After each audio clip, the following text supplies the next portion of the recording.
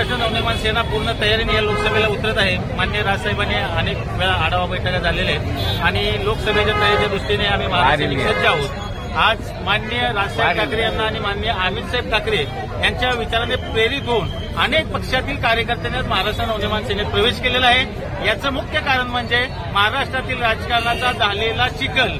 सर्व पक्षांनी ज्या पद्धतीचं राजकारण सत्तेसाठी केलेलं आहे हे आता सर्वसामान्य माणसाला सहन होत नाही आणि त्याचाच परिणाम आपण बघत आहे की कार्यकर्ता महाराष्ट्र नवनिर्माण सेनेच्या बाजूने आता वळलेला आहे। अमित ठाकरेजीच्या जेसीबीने फुलं वर्षा केलं का नाही, आमचे नेते त्यांचं स्वागत करणं हे महाराष्ट्र सैनिकाचं काम आहे आणि ते केलेलं आहे।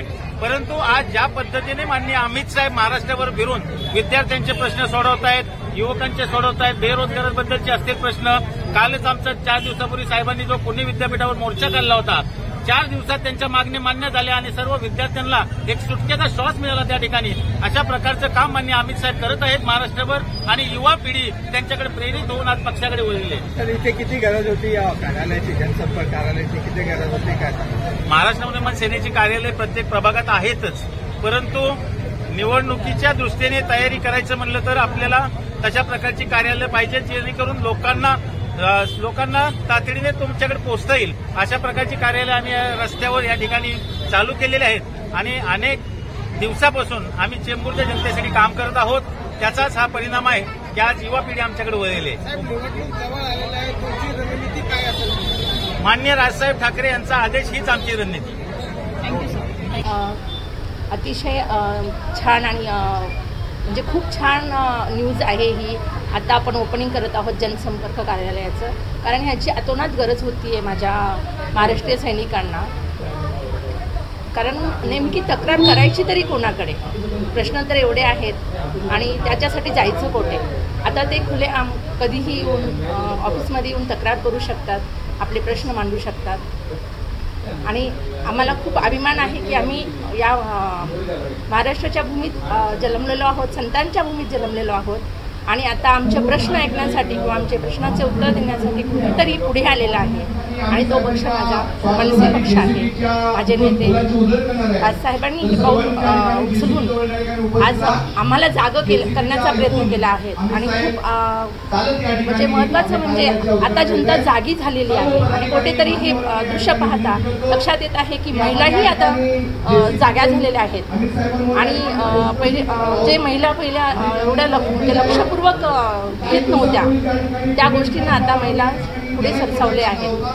अमित साहेब येत आहेत, किती आनंद होत आहे सगळ्यांना, किती काय म्हणतात मोटिवेशन तुम्हाला मिळणार आहे? प्रत्यक्ष मनसे नेते अमित साहेब इकडे येत आहेत आणि ते युवा पिढींसाठी सगळ्यात महत्त्वाचं म्हणजे ते युवा पिढींसाठी खूप कुतूहलाचं आणि एक जमेची बाजू आहे आणि ते स्वतः जातीने लक्ष घालत आहेत।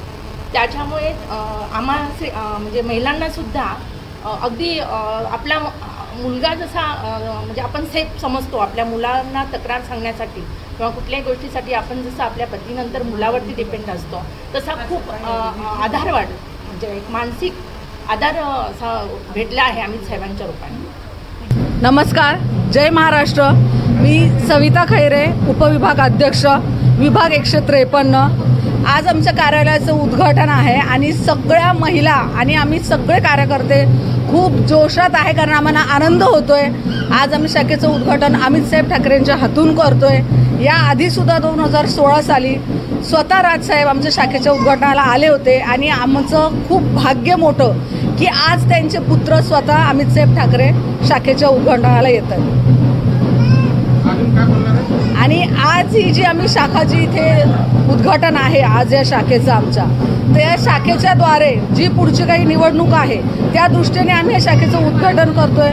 दुसरी गोष्ट, या शाखेमधून आमची जी महिला सेना आहे, आमची महिला सेना एवढी प्रबळ आहे की इथून आमच्या महिलांसाठी बरेच रोजगार त्यांना अनेक उद्योगधंदे त्यांना मिळणार आहेत आणि याद्वारे आम्ही आमच्या विभागात की मनसे किती शक्तिशाली आहे हे दाखवून देणार आहोत। ॲक्च्युली खरं बघायला गेलं तर खरंच मराठी माणसाला आजच्या स्थितीला राजसाहेबांची खरंच खूप गरज आहे आणि पुढचं जे जनरेशन, पुढची जी पिढी आहे, जी होणारी पिढी आहे जी त्यांचं ग्रो म्हणा किंवा जी वाढणार आहे त्याच्यासाठी राजसाहेबांसारखा मोठ्या नेत्याची खूप गरज आहे. आजकालचं जे पॉलिटिक्स चाललंय, जे राजकारण चाललंय ते सगळं बघता एक मराठी माणूस म्हणून राज ठाकरे एक खंबीर असा एक नेता आहे की जो आपल्या महाराष्ट्र म्हणजे मराठी माणसाला पुढे नेऊ शकतो आणि हे सगळ्यात खूप महत्त्वाचं आहे.